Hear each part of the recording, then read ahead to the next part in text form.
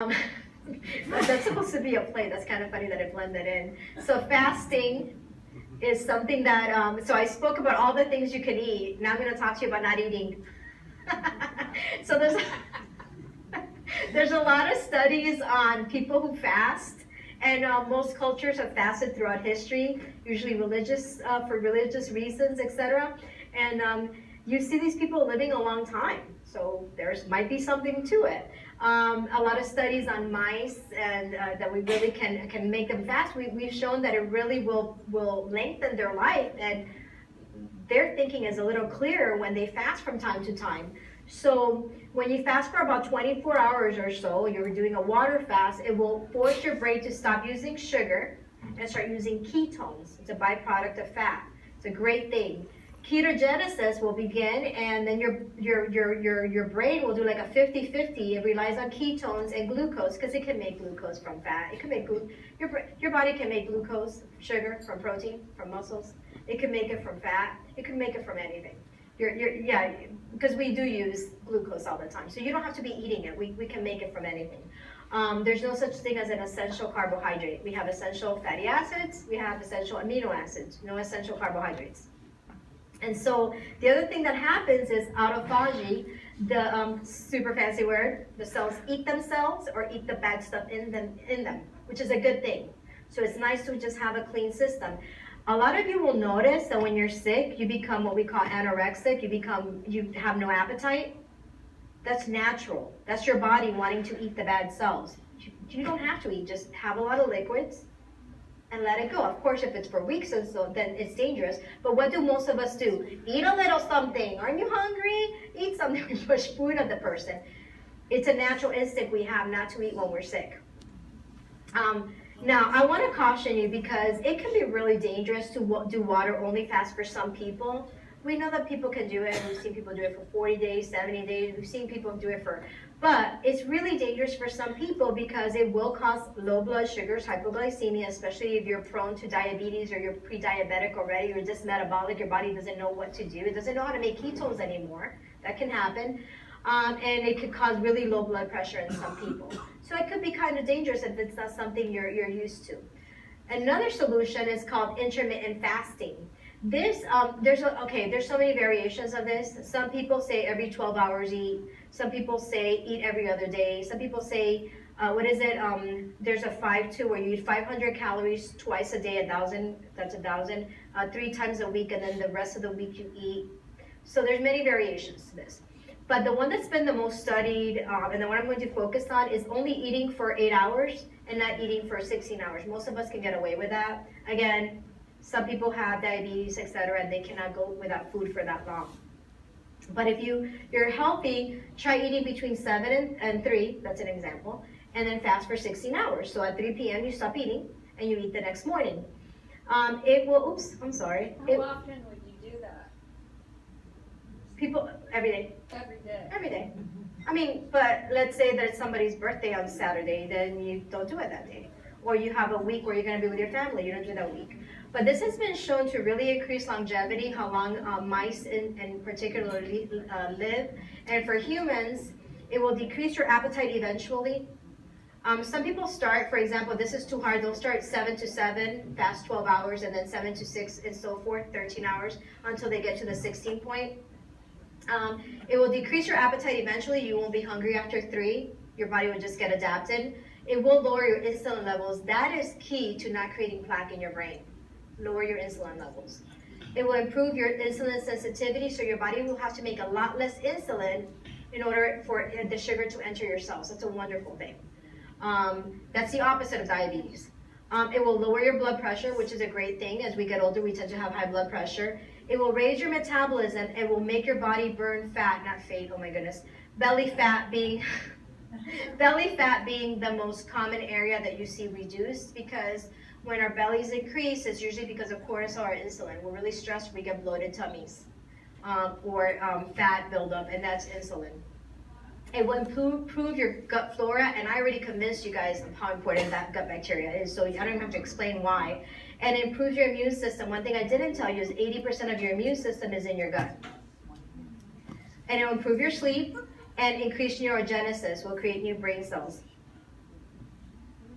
Another way to get a vitamin is through the sun, vitamin D. I know some people supplement, but it's 365 days in Florida, one of the few places in the world that has sun all the time.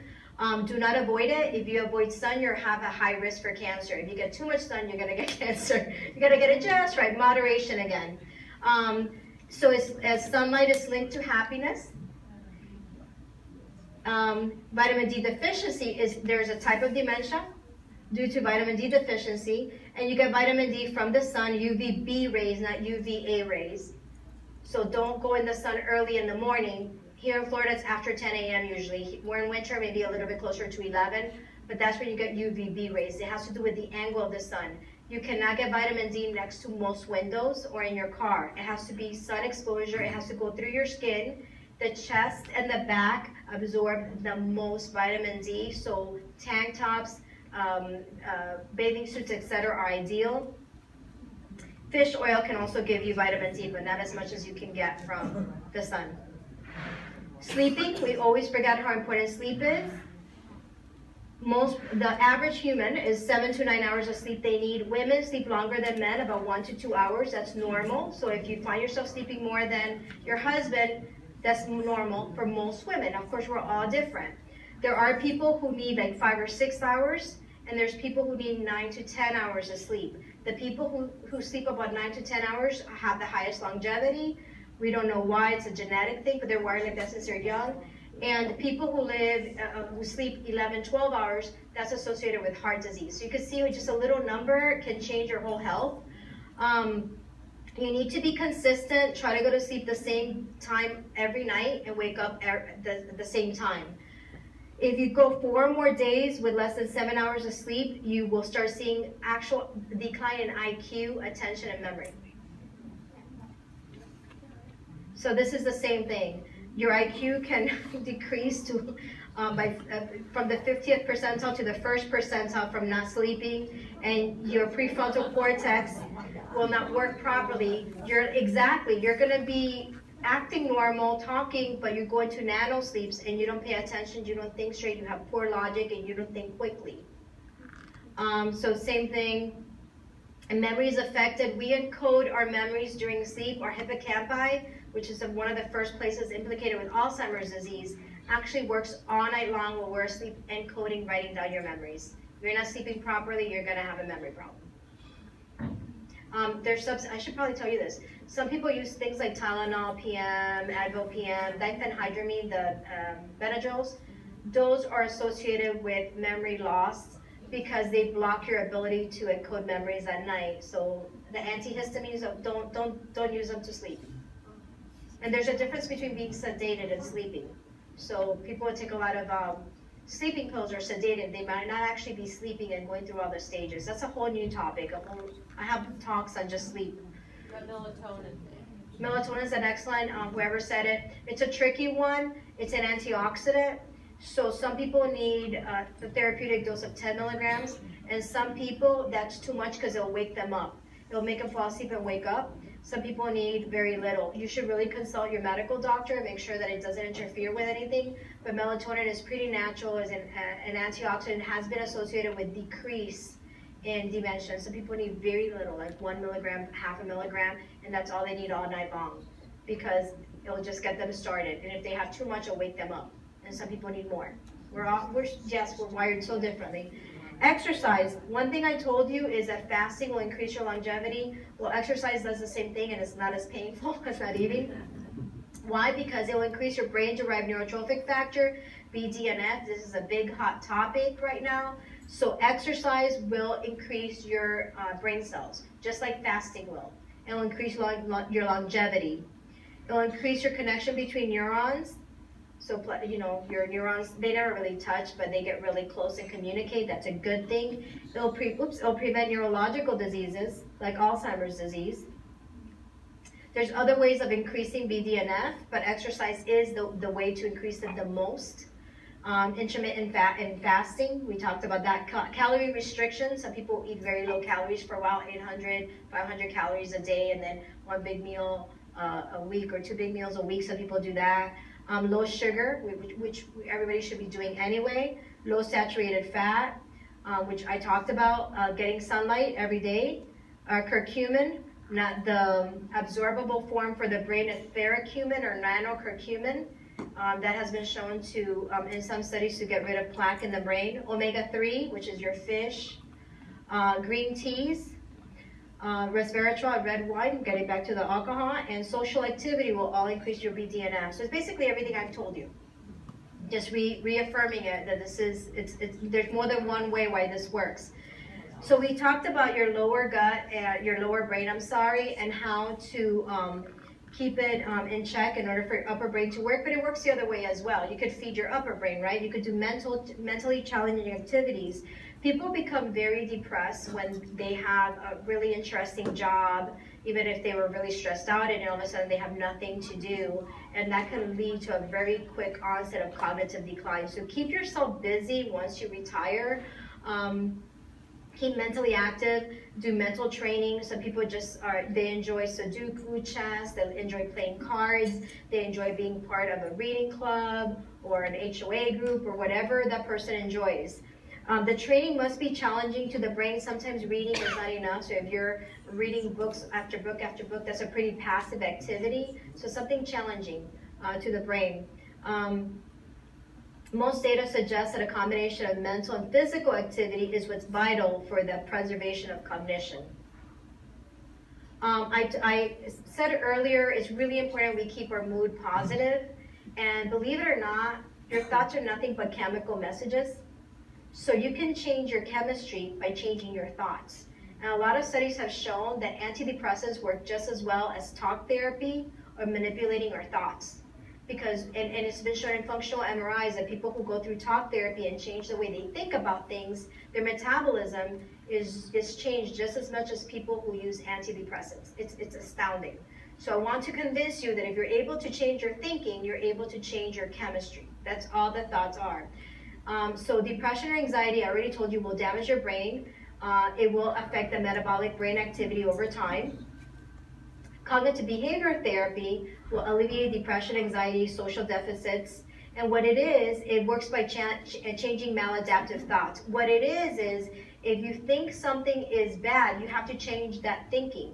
For example, if someone went by you and didn't say hello and you have catastrophic thinking, oh, she doesn't like me, you can change it. That's a huge example, like but you could change that, oh, she didn't notice me, or I'll say hi to her later. Like, don't change the way you think about things. Try to let things go, not be as angry. Challenge your thinking. We all have it, maladaptive thinking styles where we get angry or upset, and when you feel a certain way that's negative, it's not an automatic emotion. There's a thought behind it, and most of us can change the thought behind our emotions. So emotions are not the first line, the first thing that occurs. The bullet has been pulled, what's pulling the trigger, it's your thoughts. So change your thoughts. Being mindful is extremely important, is being present. So you not being here and thinking about the past and something that happened yesterday, an argument you have, or not being in the future, something you have to do. Being present and enjoying the moment is extremely important.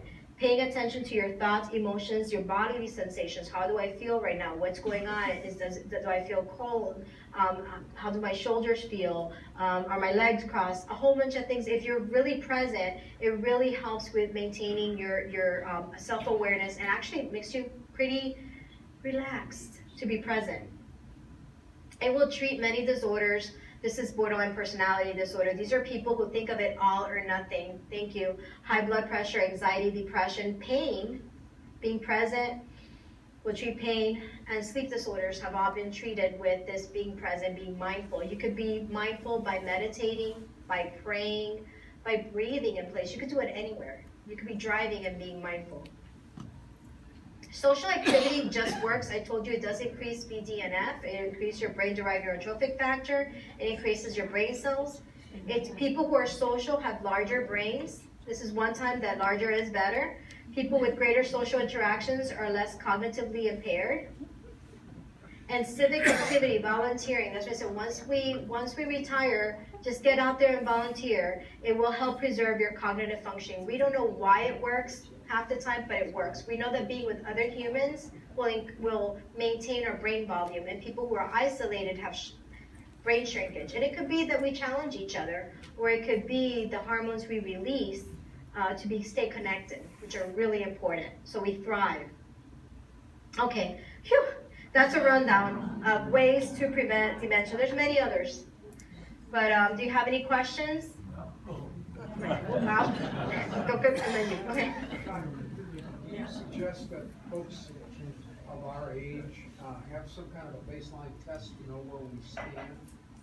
Yeah. To help us think about planning ahead? So should we have baseline testing? Absolutely. At the age of 65, we have 1 out of 4 risks of developing one of the dementias. That's pretty high. So we should all have some baseline testing around 65, because what happens, especially people who were high functioning to begin with, their normal is high. So a person with an IQ of 130, they decrease a standard deviation, they're gonna be like 115 IQ. That's great. The average IQ is 100. This is gonna be better than the average person. But if you get tested the first time there and you're compared with your cohort, with other people in your age group, you're gonna look high average, you're gonna look great. But if I knew you were 130, I knew you dropped, I'm gonna compare you to yourself. I'm gonna say, aha, you're still normal, but this is not you. You're normal compared to your peers, but not you. It's absolutely imperative. And also to have documentation. There's also other social issues. I see a lot of people that all of a sudden become demented and now their things are contested for them, like trust, etc. But if they have documentation, no, they were normal in 1990 when they signed that document or a business deal, etc. That's a little funny because sometimes people want to like drag Alzheimer's back to 20 years from now. Like when did the, so it's good to have that baseline for social reasons and also to kind of see. And we can predict within 5 years what's going to happen. And that MCI stage, I've seen reversals there. I have seen people who really took me seriously and started this lifestyle, and boy, they just stay there, or I've seen a few just reverse back to normal cognition. So it is important, I think so, but I'm biased. A couple of food questions. Yes. First, I've seen purple potatoes, I've never purple sweet potatoes. And rice. I know white rice is bad, but what about brown or black or wild? Is it all bad? Rice. So she's going to ask me about rice. Okay. Wild rice is not rice, it's a grass. So that's, okay. Rice. Such a complicated question. The brown rice can actually be worse for you because of the lectins in it, and the proteins mimic proteins in your body and can attack you.